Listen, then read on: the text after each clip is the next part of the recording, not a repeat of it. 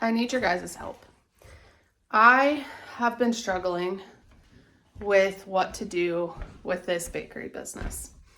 If you haven't noticed, in the last few videos, I have been talking about what to do. Do we scale up? Do we scale back? And you can tell I am just going back and forth.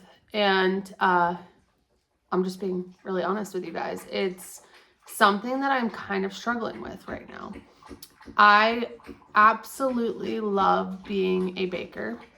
I feel like it is my calling. I have people tell me all the time that their family gets my bread every week. It's something they always look forward to. It has become like a family tradition, which literally is like my dream. I remember being a kid and going to my grandparents every Sunday, and we'd always pick up like a loaf of Italian bread, and it was just like the tradition. I grew up in an Italian family. My parents owned a pizzeria, and they had 8 pizza restaurants in our area, did very, very well. My dad worked really, really hard. So I kind of feel like it's just in my blood, right? But I have 2 little kids, and I want to spend time with my kids. And I am like struggling so hard with this right now because my son's going to kindergarten soon, so he's not going to be here. And I'm already thinking like I can't lose myself in motherhood. Like so many of my friends, I just see like how that can, I don't want to say, it sounds so bad, but I'm just going to say it. I don't want to lose myself in just being a mom, because at the end of the day, my kids are going to grow up. They're going to not want to be around me as much. They're going to have their own families, and I'm going to be like, what do I do now? And I don't want to be like that. Like, I want to show them that working really hard, you can do whatever you want. That's why I started running. Like, I just want to be a good example for my kids. And so that's where I'm struggling, and I don't know. So here's the deal. I have the opportunity to do a few things.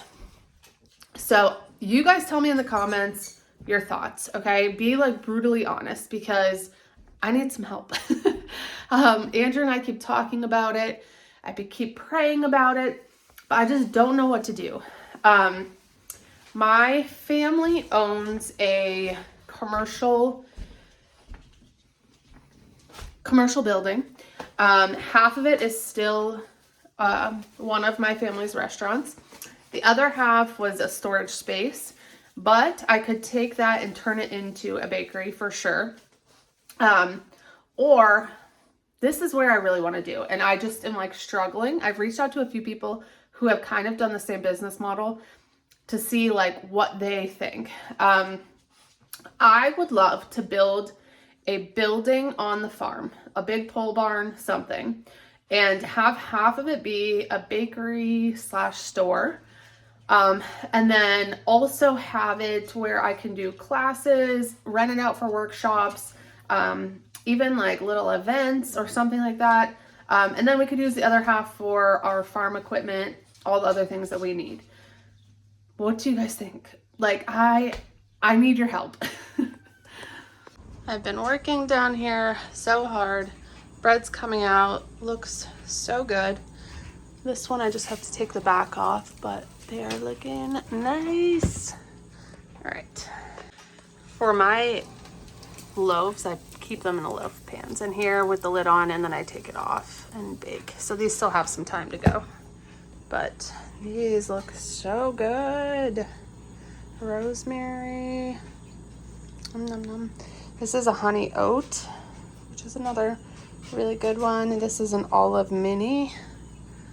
Jalapeno cheddar, pepperoni. They just look so good.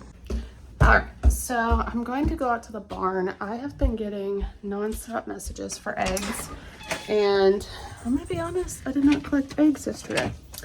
I completely forgot. Andrew did the evening barn chores. Usually what happens is like I'll go out in the morning, feed everybody, give everyone water, and then I will go back out in the evening. Watch out, bud. I'll go back out in the evening and gather eggs. Well, I had to go get feed, so Andrew did the evening stuff, and I forgot to go back out. So I'm gonna head out now, collect some beautiful eggs. I only have 10 minutes until the bread needs pulled out of the oven, so we gotta hustle. I know I showed you guys the inside, how we built out that little entryway. So this is the outside. This is how it's been all winter. We just haven't had the time to start, and we didn't want to do it in the winter. So this just got delivered today. We're building a huge porch right here. This is all, that window is actually going to get taken out. Those things are going to be gone. And we are going to put a roof on the front here. And we're going to have a beautiful front porch. And we're starting that this week. So it's always something around here. We really, really love projects. We love like improving the home. It's just something we both really enjoy.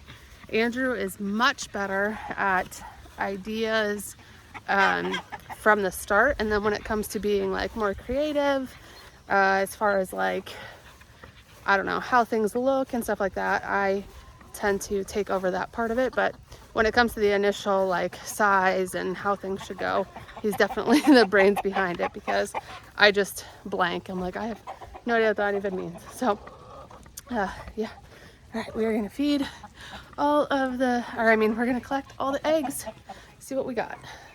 We got a whole boatload of eggs today, which I figured because it's nice and warm and sunny, and the chickens love that. But the messages for eggs has gotten out of control. So if anybody sells pasture raised eggs and has a really good system, let me know, because I just get messages from Instagram, Facebook, text messages, and it's so hard to keep track. And I'm always afraid that I'm gonna like tell someone, hey, come by, pick up some eggs, and then I'm gonna forget I'm not gonna be here, and they're gonna drive out here. So I don't know. If anybody has a really good system, let me know. I'd love to do that. So let's go empty out the oven. All right, let's see how they look. Oh, they look so good. I got you guys propped up.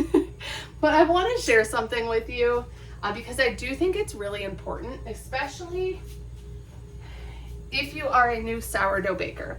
So one thing that I learned early on is that some of my customers, actually a lot of my customers, especially if they're family or friends, have never had sourdough before. They don't really understand the crust. They don't appreciate it, I guess is how you could say it. I am a mess today, and I am so sorry. Like, this is embarrassing, but it is what it is. We are in the thick of it right now. So I'm gonna show you two examples just so you can see the difference. So this is like a medium crust. This is something that my family would love to eat. It is crunchy, the crust is hard. We are so used to sourdough that this is what we look forward to, are these harder loaves. What I typically make is a variety, just because I know that some people prefer something that's a little lighter. They don't want something that's so hard. They like it to be a little pillowier, I guess is how you would say it.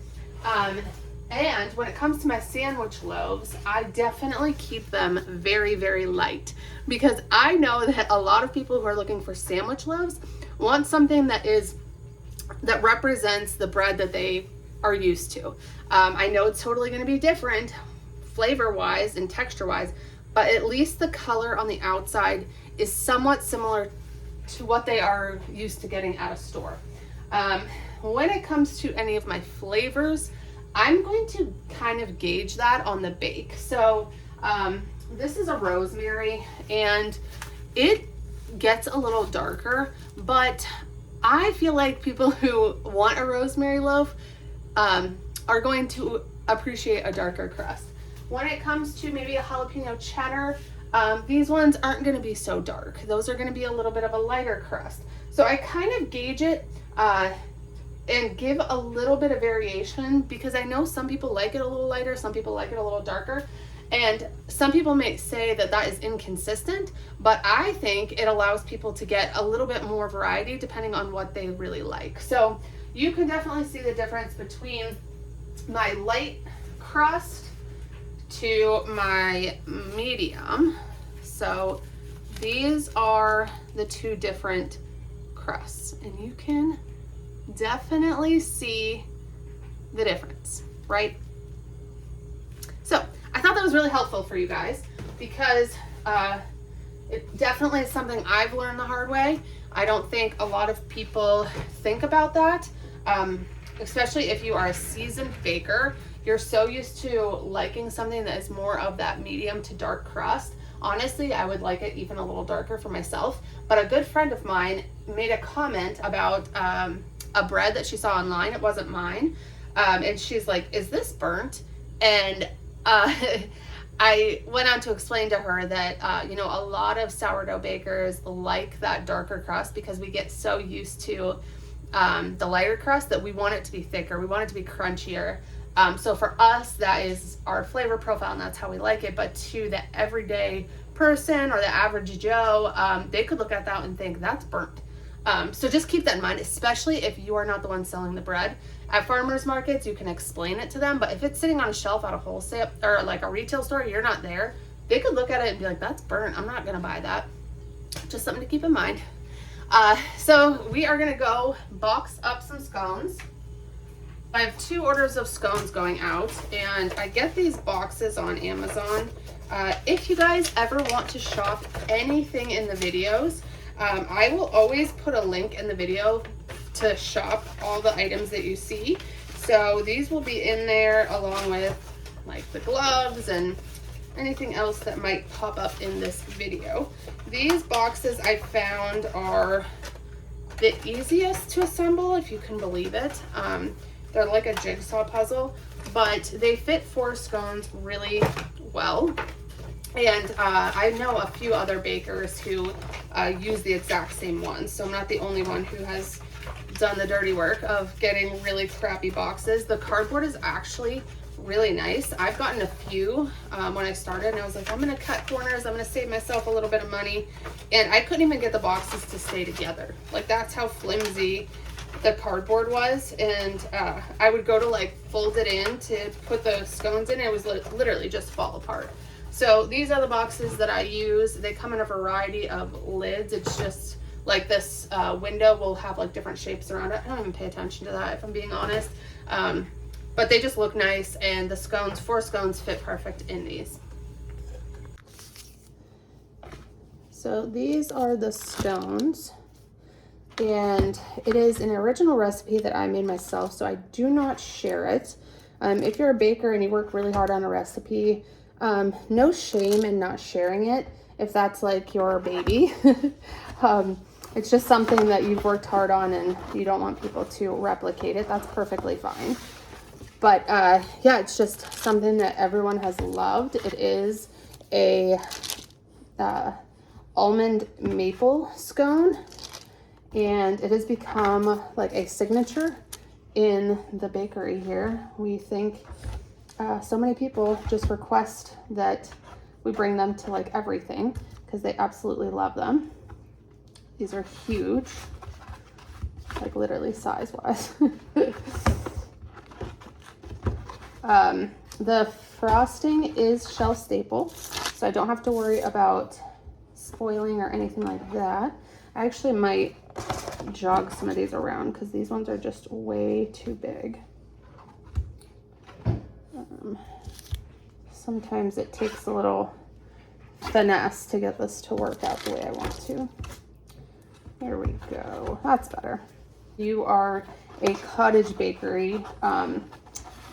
Some people get super uptight about the glove situation because in restaurants, it is dependent on what stage of the bake you have to wear gloves. So if you are a cottage bakery, make sure you check that out because you may have to have gloves on for certain areas of baking.